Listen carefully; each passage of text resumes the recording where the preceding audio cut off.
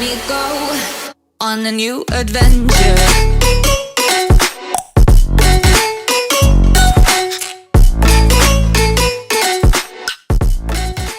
Oke, baik, pada saat ini saya akan menjelaskan tentang morfologi tanaman, khususnya pada tanaman jagung. Jagung atau nama lainnya adalah zeamais adalah tanaman yang termasuk ke dalam rumput tumbuhan dengan batang tunggal. Namun tidak jarang juga ditemukan anak atau cabang pada beberapa genotip dan lingkungan tertentu. Bisa dilihat gambar di samping. Morfologi pada tanaman jagung, yang pertama ada akar. Bisa kita lihat di sini. Pada umumnya, jagung memiliki 3 akar serabut yang terdiri dari akar seminal, akar adventif, dan akar penyangga. Akar seminal adalah akar yang berkembang pada radikula dan embrio. Setelah mulai muncul ke permukaan, maka laju pertumbuhan akar seminal akan melambat dan berhenti pada fase T3. Akar adventif adalah akar yang pada awalnya tumbuh dari buku ujung mesokotil dan akan terus tumbuh berkembang dari tiap buku secara berurutan dengan terus ke atas antara 7-10 buku. Akar adventif akan berubah menjadi akar serabut. Fungsi akar adventif pada tanaman jagung adalah untuk menyerap air dan unsur hara dari dalam tanah. Berat keseluruhan akar jagung yaitu 52% akar adventif seminal dan 48 akar modal. Akar penyangga adalah akar adventif yang terletak pada 2 atau 3 buku di atas permukaan tanah. Akar penyangga ini berperan membantu dalam penyerapan unsur hara dan air serta menjaga tanaman jagung agar tetap berdiri tegak dan mencegah kerusakan. Bisa dilihat. Untuk lebih jelasnya kita melihat gambar di samping. Morfologi jagung yang kedua adalah batang. Kita bisa lihat di sini. Batang tanaman jagung tidak bercabang, berbentuk silindris dan terdapat sejumlah ruas dan buku ruas. Pada buku ruas inilah yang akan tumbuh tunas dan terus berkembang menjadi tongkol. 2 tunas bagian atas akan berkembang menjadi tongkol yang produktif. Komponen jaring utama yaitu kulit atau epidermis, jaringan pembuluh bundes vaskuler, dan pusat batang atau pit. Bundes vaskuler tertata dalam lingkaran konsentris dengan kepadatan bundes yang tinggi dan lingkarannya menuju perikat dengan dekat epidermis. Kepadatan bundes berkurang begitu mendekati pusat batang. Konsentrasi bundes vaskuler yang tinggi di bawah epidermis menyebabkan batang dan tahan berubah. Genotipe jagung yang mempunyai batang kuat memiliki lebih banyak lapisan jaringan selentin berdinding tebal di bawah epidermis batang dan sekelilingnya bundes vaskuler. Terdapat variasi ketebalan kulit antar genotipe yang dapat digunakan untuk seleksi toleransi tanaman terhadap berbagai batang. Atau untuk lebih jelasnya kita bisa lihat gambar di samping. Morfologis pada tanaman jagung selanjutnya ada daun. Bisa kita lihat di sini bentuk daun jagung. Sesudah kolektil muncul di atas permukaan tanah, daun jagung juga mulai terbuka. Setiap daun terdiri atas helaian daun, ligula, dan pelepah daun yang erat melekat pada batang. Jumlah daun sama dengan jumlah buku batang. Jumlah daun umumnya berkisar antara 10-14 helai. Rata-rata munculnya daun yang terbuka sempurna adalah 3-4 hari setiap daun. Tanaman jagung di daerah tropis mempunyai jumlah daun relatif banyak dibanding di daerah beriklim sedang. Genotipe jagung mempunyai keragaman dalam hal panjang, lebar, tebal, sudut, dan warna pigmentasi daun. Lebar helai daun dikategorikan mulai dari sangat sempit ke lebih dari 50 cm, sempit 5,1 sampai 7 cm, sedang ukurannya 7 sampai 9 cm, lebar ukurannya 9 sampai 11 cm, hingga sangat lebar yaitu kurang lebih 11 cm. Besar sudut daun mempengaruhi tipe daun. Sudut daun jagung juga beragam, mulai dari sangat kecil hingga sangat besar. Beberapa tipe jagung memiliki anthokenin pada helai daunnya yang bisa terdapat pinggir atau daun tulang daun. Intensitas warna anthokenin pada pelepah daun bervariasi dan sangat lemah hingga sangat kuat. Bentuk ujung daun berbeda-beda yaitu runcing dan agak bulat, agak tumpul, dan kumpul. Berdasarkan letak posisi daun, terdapat 2 tipe daun jagung yaitu tegak dan menggantung. Daun erek atau tegak biasanya memiliki sudut antara kecil sedang. Pola helai daun bisa lurus atau bengkok. Daun benda atau menggantung umumnya memiliki sudut yang lebar dan pola daun bervariasi dari lurus sampai sangat bengkok. Jagung dengan tipe daun erek memiliki kanopi kecil sehingga dapat ditanam dengan populasi yang tinggi. Kepadatan tanaman yang tinggi diharapkan dapat memberikan hasil yang tinggi pula. Atau untuk lebih jelasnya kita boleh perhatikan gambar yang di samping. Morfologi pada jagung selanjutnya adalah bunga. Jagung disebut juga tanaman berunga satu atau monokilous. Karena bunga jantan dan betinanya terdapat dalam satu tanaman. Bunga betina, tongkol, muncul dari akselari apikal stadium. Bunga jantan atau tarsal berkembang dari titik tumbuh apikal di ujung tanaman. Pada tahap awal, kedua bunga memiliki primordia bunga biseksual. Selama proses perkembangan, primordia stamen pada akselari bunga tidak berkembang dan menjadi bunga betina. Demikian pula halnya primordia gymnasium pada apikal bunga tidak berkembang dan menjadi bunga jantan. Serbuk sari atau polen adalah trinukleat. Polen memiliki sel vegetatif dua gamet jantan dan mengandung butiran-butiran pati. Dindingnya tebal berbentuk dari dua lapisan, eksin dan intim, dan cukup keras. Karena adanya perbedaan perkembangan bunga pada spikula jantan yang terletak di atas dan bawah dan ketidaksinkronan matanya spike, maka polen pecah setelah kontinu dari tiap sel dan tempo seminggu atau lebih. Atau boleh kita lihat pada gambar di samping. Morfologi selanjutnya pada tanaman jagung ada buah. Kita lihat.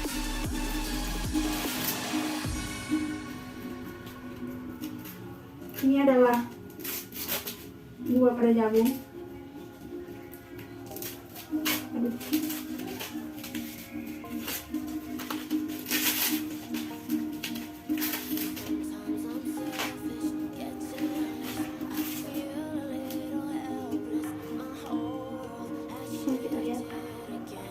Tanaman jagung memiliki satu atau dua tongkol tergantung varietas.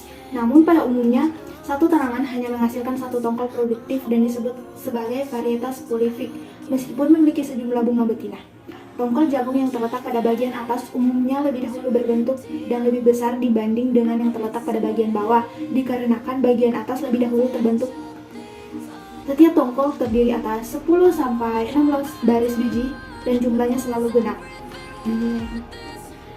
Biji jagung disebut karyopsis.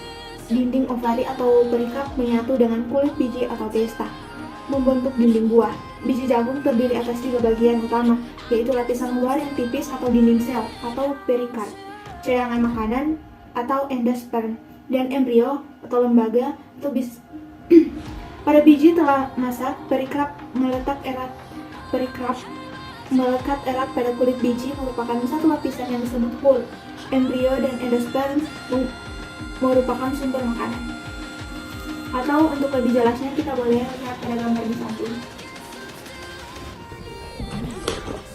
Oke, terima kasih atas kesempatan yang diberikan. Pada bagian ini saya akan memberi kesimpulan tentang tumbuhan jagung. Pada tumbuhan jagung terdapat beberapa bagian, yaitu ada akar, batang, daun, dan buah dan biji. Dan pada beberapa bagian ini terdapat manfaatnya, yaitu pada batang dan daun sebagai pakan ternak karena baik untuk hewan karena mengandung nutrisi.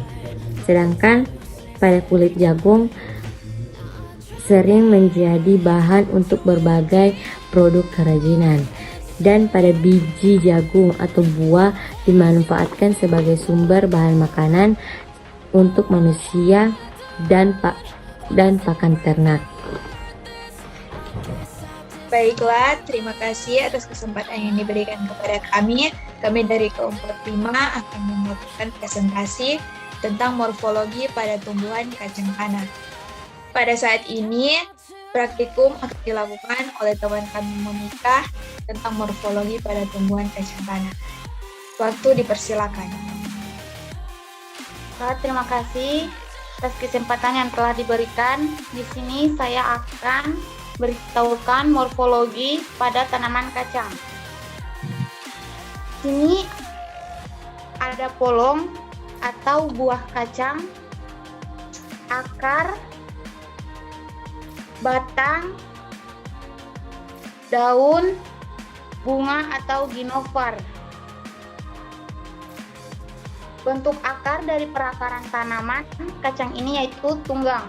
Dengan akar cabang tumbuh, pada akar tunggang tersebut adanya hubungan simbiosis mutualisme antara kacang tanah dengan bakteri N atau Rhizobium sp, menyebabkan akar pada tanaman ini memiliki nodul atau bintil batang.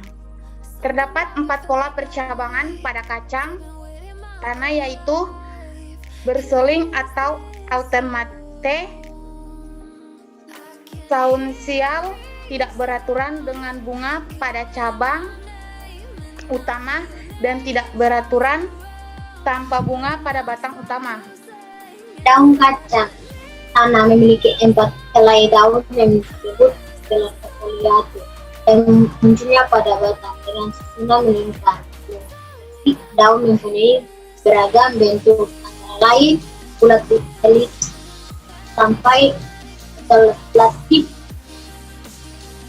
dengan ukuran bervariasi 2,4 kali 0,3 sampai 8, kali 4 kali sekian, tergantung variasi dan letaknya.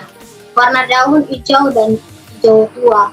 Daun-daun pada bagian atas biasanya lebih besar dibandingkan dengan yang di bawah. Daun yang terletak pada batang utama umumnya lebih besar dibandingkan dengan yang muncul pada cabang. Ukuran dan bentuk daun cermin dari panjang daun, lebar daun, serta rasio panjang dan lebar daun.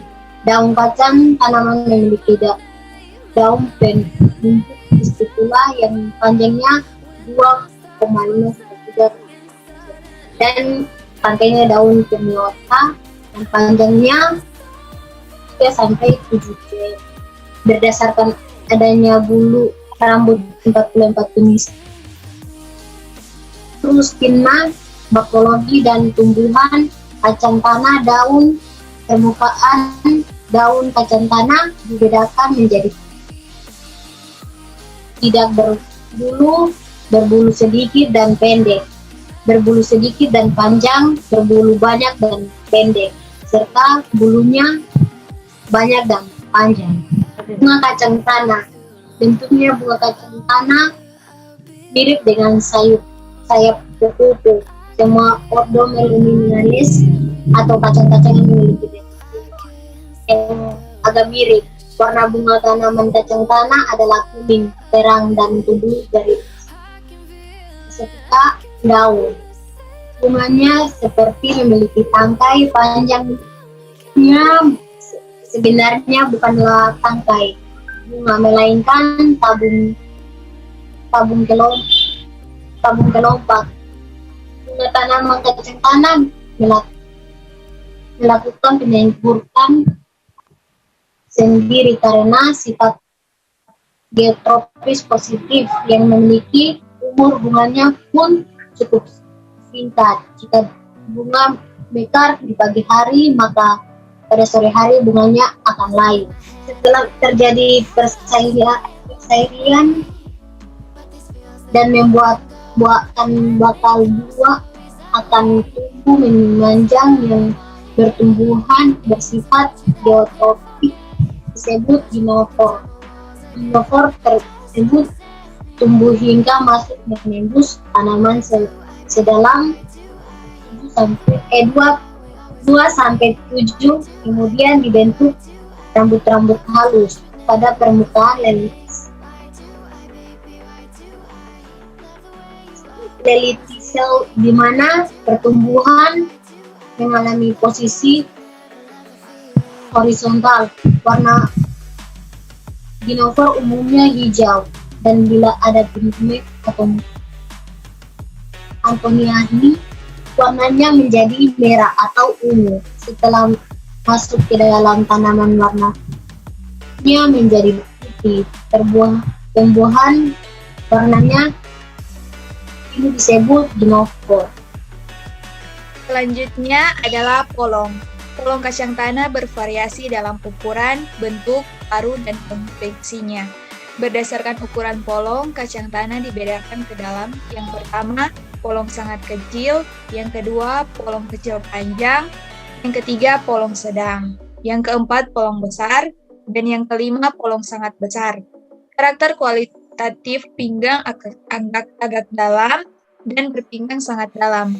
Paru atau pelatuk polong tanpa paru sangat kecil, paru menonjol, paru sangat menonjol, dengan bentuk paru lurus dan lengkung. Kulit atau polong atau retikulasi halus agak kasar. Jumlah biji per polong dituliskan dalam bentuk angka 2, 3, atau lebih. Dengan penamaannya, angka pertama menunjukkan frekuensi terbanyak. Selanjutnya adalah biji. Biji kacang tanah beragam warna, bentuk, dan ukurannya.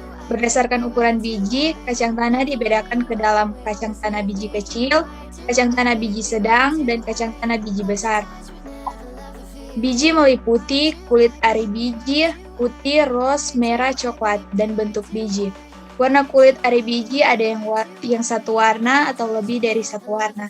Dengan menggunakan kode warna standar dari Royal, warna utama biji kacang tanah dikelompokkan menjadi beragam kelas, mulai warna putih, agak putih, coklat sangat pucat, coklat terang, coklat gelap, salmon, merah terang, merah gelap, merah keunguan, ungu cerah, ungu gelap, ungu sangat tua atau kehitaman. Sedangkan warna sekunder dapat berupa bintik, flek atau garis yang jelas atau kabur.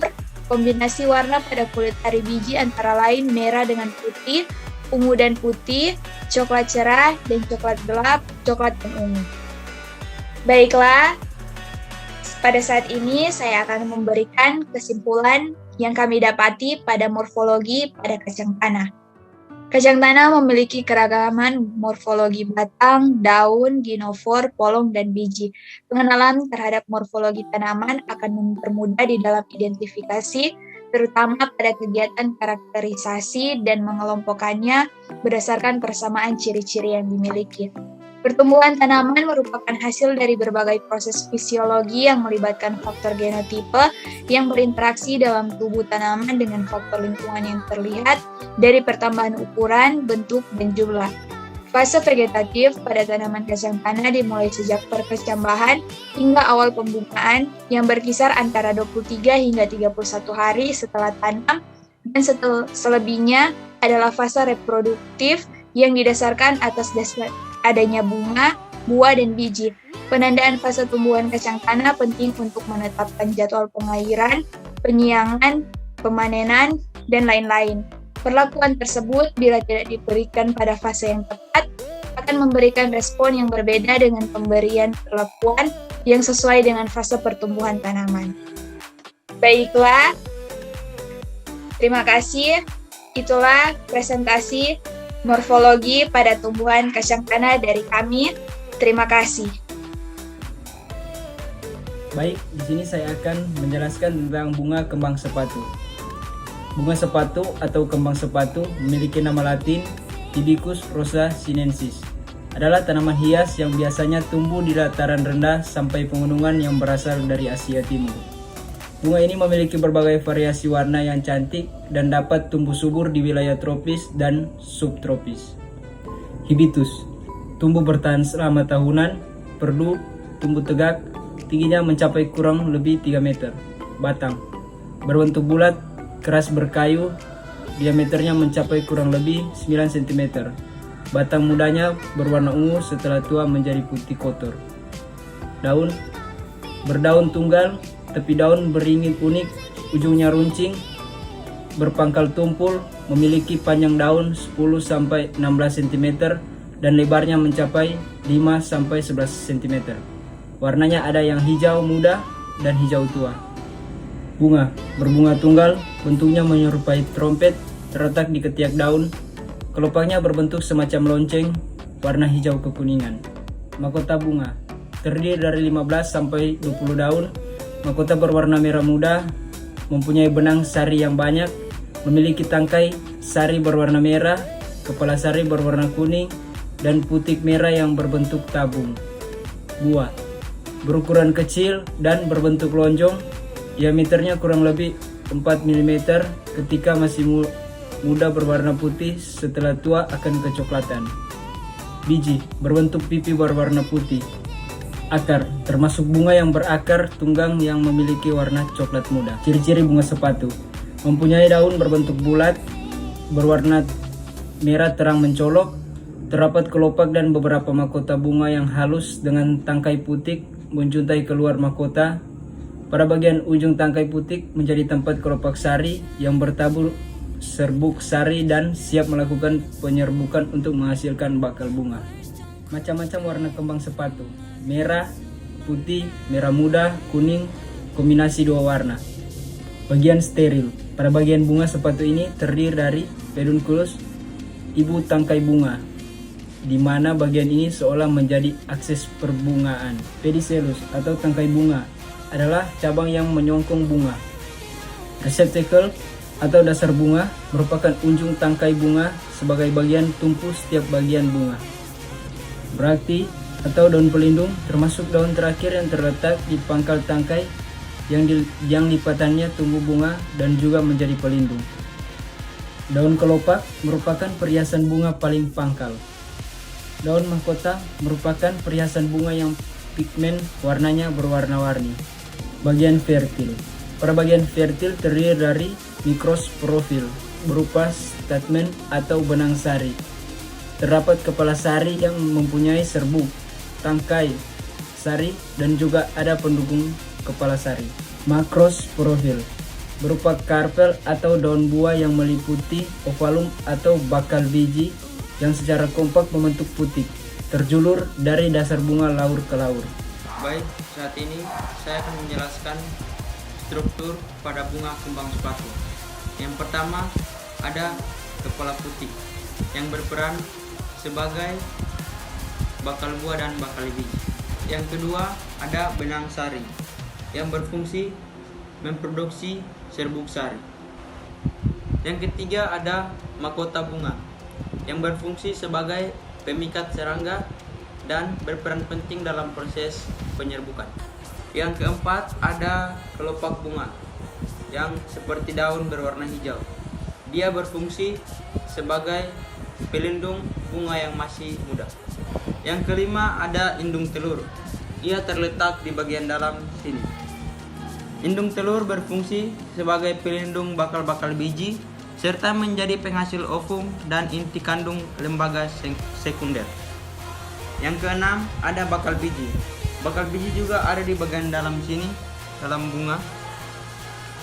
Bakal biji berfungsi sebagai protektor sel telur dan menjadi tempatnya bekerja. Yang terakhir ada tangkai bunga yang berfungsi sebagai pendukung bunga. Ada pula manfaat-manfaat bunga kembang sepatu. Yang pertama, mengobati diabetes. Yang kedua, mencegah infeksi saluran kemih. Yang ketiga, mengatasi rambut rontok. Yang keempat, menjaga kesehatan kulit, penambah energi, dan peredah demam.